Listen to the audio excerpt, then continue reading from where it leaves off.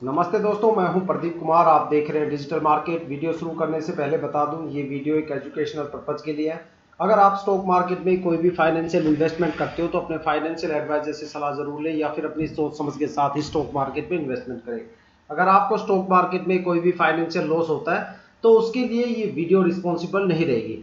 तो चलो दोस्तों, वीडियो शुरू करते हैं। देखो, आज हम बात करने वाले हैं विकास इकोटेक लिमिटेड स्टॉक के बारे में। अगर देखा जाए तो स्टॉक के अंदर लगातार पिछले 4 महीनों से जबरदस्त यहाँ पे गिरावट है। शायद ही कोई ऐसा इन्वेस्टर्स होगा जो जिसके पोर्टफोलियो में थोड़ा सा पॉजिटिव सिंबल देखने को मिलेगा। नहीं, यहाँ पे कम से कम 99% जो भी इन्वेस्टर्स हैं सभी के पोर्टफोलियो में कुछ ना कुछ यहाँ पे लॉस, कुछ ना कुछ लॉस वो लेके बैठे हैं। ठीक है, देखो यहाँ पे काफी बड़ा लॉस वो लेके बैठे हैं। यहाँ पे देखो, कोई भी परफॉर्मेंस स्टॉक में देखने को नहीं है, ना ही स्टॉक में आपको कोई अच्छा खासा रिटर्न देखने को अब मिलने वाला है। 30 तारीख को यहाँ पे एएसएम की मीटिंग है। एएसएम को लेके यहाँ पे कुछ चर्चा चल रही है। अगर ये स्टॉक एएसएम की कैटेगरी में आ जाता है तो यहाँ पे एक आपको बड़ी गिरावट देखने को मिल सकती है। अब मैं बताने वाला हूँ स्टॉक के कुछ फंडामेंटल्स के बारे में। अगर इसके फंडामेंटल की बात करें यहाँ पे हम, तो यहाँ पे देखिए, अगर यहाँ पे मार्केट कैपिटल की बात करें तो यहाँ पे मार्केट कैपिटल कुछ इस तरह से 631 करोड़ के आसपास है। ठीक है, जो कि एक अच्छा खासा पॉजिटिव सिंबल है। ठीक है, लेकिन देखो, मार्केट कैपिटल की वजह से कोई भी स्टॉक नहीं चलता। अगर इसके पी रेशियो की बात करें तो यहाँ पे 32 रुपए के आसपास पी रेशियो है। मतलब इस स्टॉक के अंदर प्राइस वैल्यूएशन काफी ज्यादा है, तो यहाँ पे गिरावट तो बिल्कुल बननी ही बननी है। ठीक है, अगर इस स्टॉक की फंडामेंटल की बात करें तो यहाँ पे फंडामेंटल स्टॉक के इतने ज्यादा पुअर है कि यहाँ पे लगता नहीं, समझ में नहीं आता कि इन्वेस्टर्स यहाँ पे आखिर कर क्या रहे हैं। ठीक है, अगर इसके देखो फेस वैल्यू की बात करें, स्टॉक के अंदर जो फेस वैल्यू है उसकी अगर बात करें तो यहाँ पे फेस वैल्यू आपको बहुत ही कम देखने को मिलती है। ठीक है, साथ में अगर बात करें है इसके फेस वैल्यू की, तो यहाँ पे फेस वैल्यू 1 रुपए के आसपास है। साथ में अगर बुक वैल्यू की बात करें तो यहाँ पे 3 रुपए के आसपास बुक वैल्यू है। ठीक है, लेकिन जो फेस वैल्यू है वो स्टॉक की काफी ज्यादा कम है, जिसके हिसाब से मुझे लगता है कि स्टॉक के अंदर जो है कोई खास फंडामेंटल यहाँ पे देखने को नहीं मिल रहा। साथ में जो रोसी और रो आरओई जो इसका है वो काफी कम है। मतलब जो कंपनी की जो परफॉर्मेंस है, जो यहाँ पे कुछ करके दिखाने वाली जो क्षमता है, वो यहाँ पे बिल्कुल भी देखने को नहीं मिल रही। स्टॉक के अंदर क्या चल रहा है कुछ समझ में नहीं आ रहा। साथ में अगर इसके और फंडामेंटल की बात करें कि भाई जैसे यहाँ पे जो फंडामेंटल स्टॉक के हैं कि यहाँ पे होल्डिंग की अगर बात करें तो यहाँ पे देखो, मैं एक बार आपको होल्डिंग और दिखा देता हूँ। यहाँ पे कोई भी डोमेस्टिक, यहाँ पे डीआईआई की कोई भी होल्डिंग नहीं है, 0%। मतलब यहाँ पे कोई भी डोमेस्टिक इंस्टीट्यूशनल इन्वेस्टर नहीं है। अगर यहाँ पे बात करें एफआईआई की, तो एफआईआई की भी यहाँ पे कोई भी होल्डिंग यहाँ पे देखने को नहीं मिल रही। साथ में अगर बात करें तो यहाँ पे पब्लिक होल्डिंग 89.34% के आसपास है। अगर देखा जाए तो पूरे स्टॉक्स के अंदर जितने भी शेयर हैं वो सारे यहाँ पे पब्लिक इन्वेस्टर्स के पास है। ठीक है, या फिर अगर देखें तो यहाँ पे प्रमोटर सिर्फ 10% के आसपास रह गए। ठीक है, अगर बात करें सितंबर 2023 की, तो यहाँ पे देखो 6 पॉइंट के आसपास, 6% के आसपास यहाँ पे प्रमोटर थे। उसके बाद प्रमोटर्स के अंदर दिसंबर में भी कोई खास यहाँ पे पॉजिटिव इंक्रीमेंट नहीं देखने को मिला। मार्च 2024 में यहाँ पे प्रमोटर्स की होल्डिंग थोड़ी सी बढ़ गई थी। साथ में यहाँ पे एफआईआई की होल्डिंग बढ़ गई थी, जिस वजह से मार्च के अंदर स्टॉक के अंदर एक अच्छा खासा पॉजिटिव मोमेंटम देखने को मिला। मई के अंदर यहाँ पे एफआईआई की थोड़ी बहुत होल्डिंग थी, तो जिसकी वजह से स्टॉक कम से कम 4 रुपए के आसपास यहाँ पे गया, 4.20 के आसपास, 4.25 के आसपास गया। लेकिन यहाँ पे आते आते, जून के अंदर आते आते यहाँ पे जो होल्डिंग है वो बिल्कुल ही यहाँ पे खत्म हो गई। यहाँ पे एफआईआई की कोई भी होल्डिंग नहीं है, साथ में डीआईआई की भी कोई होल्डिंग नहीं है। बात करें तो यहाँ पे सिर्फ एक ही तरह के इन्वेस्टर्स बच गए, जो प्रमोटर है वो भी 10% के आसपास है। और अगर यहाँ पे पब्लिक होल्डिंग देखें तो यहाँ पे टोटल जितनी भी होल्डिंग है वो सिर्फ पब्लिक के पास है। यहाँ पे बाकी कोई भी खरीदने वाला नहीं है। यहाँ पे सिर्फ सारा का सारा माल पब्लिक लेके बैठी हुई है। यहाँ पे प्रमोटर जिस दिन यहाँ पे 2 या 3% के आसपास कम हो गए, तो ये स्टॉक आपको कम से कम 2.5 या 3 रुपए के आसपास जबरदस्त गिरावट के साथ देखने को मिलेगा।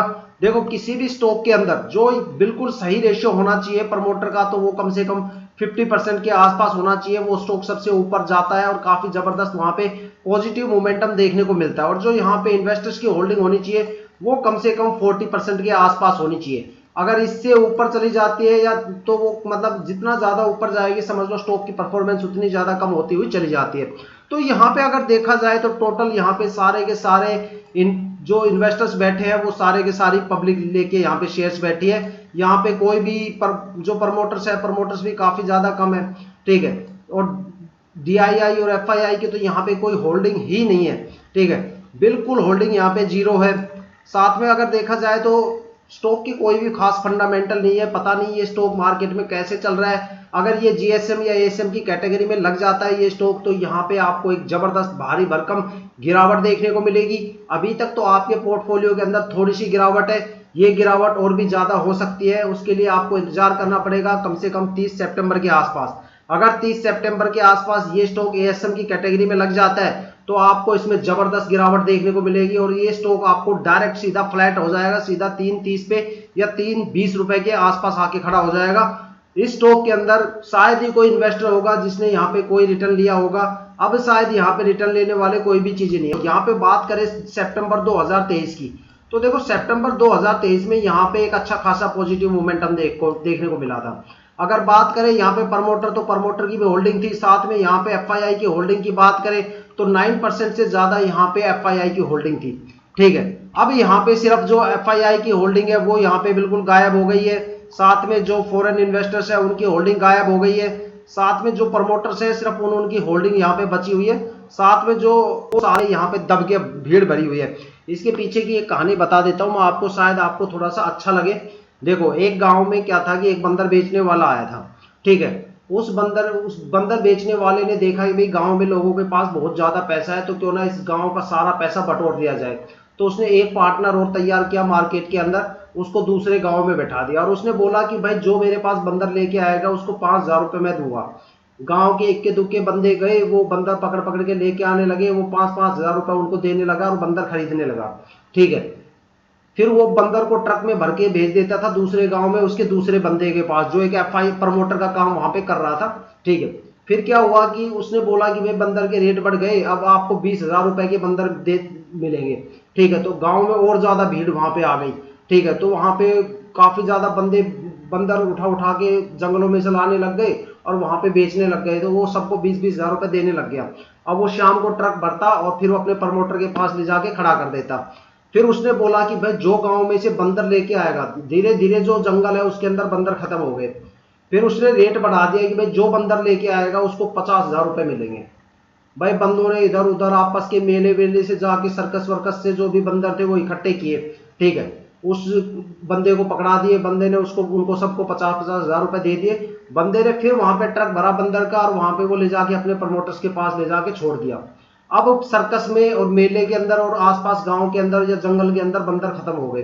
तो उसने उसका रेट बढ़ा दिया कि भाई जो भी बंदर लेके आएगा उसको 1,00,000 रुपए मिलेंगे, ठीक है। और वहां पे एक खबरी छोड़ दिया कि भाई पड़ोस के गांव के अंदर एक बंदा है जो कि बंदर बेचता है, ठीक है। अब कहानी क्या हुई, अब देखो उस बंदे ने ना रेट लगा दी कि भाई एक बंदर के 1,00,000 रुपए आपको मिलेंगे। अब पड़ोस में भाई सबको खबर लग गई, भाई पड़ोस के गांव में एक बंदा बंदर बेचता है, ठीक है। सारे उसके पास गए, पूरा गांव चला गया वहां पे। वो बोला भाई बंदर कैसे दोगे आप, तो वो बोला भाई मैं 80 या 90 हजार का बंदर आपको दूंगा। भाई साहब गांव वालों ने सोचा कि भाई इसके पास तो काफी बंदर है, क्यों ना भाई एक पूरा बड़ा ट्रक भर के बंदरों को लेके जाया जाए, ठीक है। तो सारे गांव वालों ने पैसा इकट्ठा किया और पूरे के पूरे बंदर खरीद लिए 80-90 हजार रुपए में। उन्होंने सोचा कि भाई अगर मान लो 80 हजार में भी खरीदते हैं, वहां पे 1,00,000 रुपए में बंदर बिकेगा, 20,000 रुपए मिल जाएंगे, सबका भला हो जाएगा। भाई उसने सारे के सारे बंदर खरीद लिए प्रमोटर के। अब वहां पे जो प्रमोटर था वो वहां पे गायब हो गया। अब जैसे वो भर के गाड़ी ले, वो उनका सारा पैसा लेके 80-80 हजार रुपए के हिसाब से बंदर का, और वो हो गया फरार, गायब मार्केट से। अब उसके बाद वो सारे बंदरों को लेके जैसे उस पहले वाले बंदे के पास आए तो गांव में वो पहले वाला बंदा भी गायब हो गया, ठीक है। अब गांव के अंदर जितना भी पैसा था वो तो लेके चले गए बंदर वाले, और जो पूरे गांव वाले ना बंदर पकड़ के बैठ गए।